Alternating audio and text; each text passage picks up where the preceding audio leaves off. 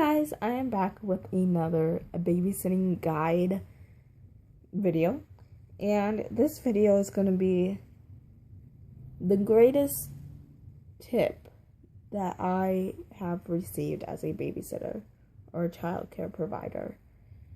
At the time how I got this advice actually was I was working for a nanny who had a 8-month-old son, and it was great because if anything were to happen to him, things happen, it's life, she would know about it and she would understand. And so one day she was feeding him. He was a breastfed baby, so she was feeding him, and I don't know how we got on the topic, but we got on the topic of kids falling. And I told her a story that had happened to me, and I'm pretty sure, I don't even want to say pretty sure, but I bet you guys have had some experience where an infant has fallen off of the changing table or bed, depending where the parent, wants you to change it, whatever, or a toddler falling, or just kids falling in general.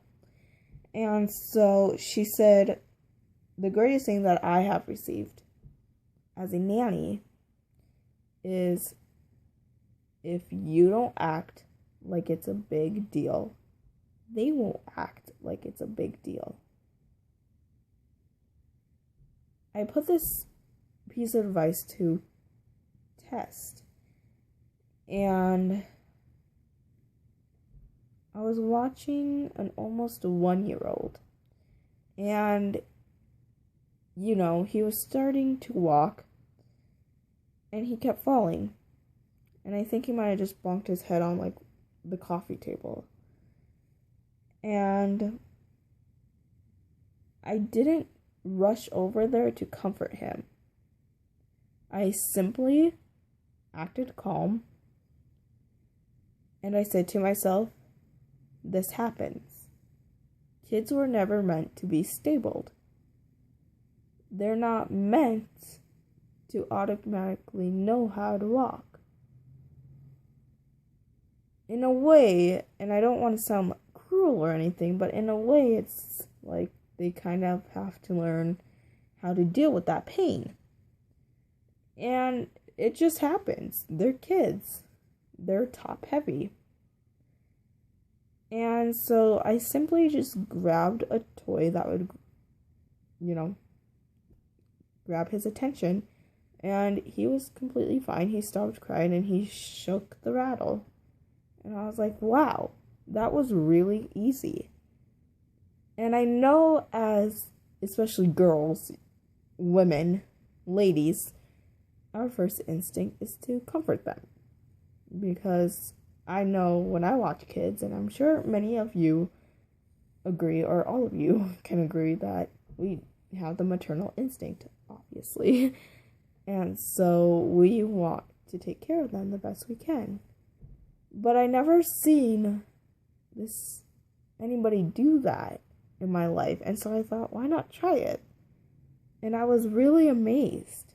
The child stopped crying after 2 minutes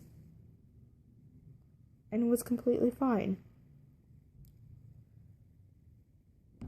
Something else that goes hand in hand with that is I was talking to my coworker who I worked with at the daycare, and she was telling me how when she was younger, how her grandma got her to stop crying was, she'd fall when they were taking a little walk outside, and her grandma would be like, look, so-and-so, you just broke the sidewalk.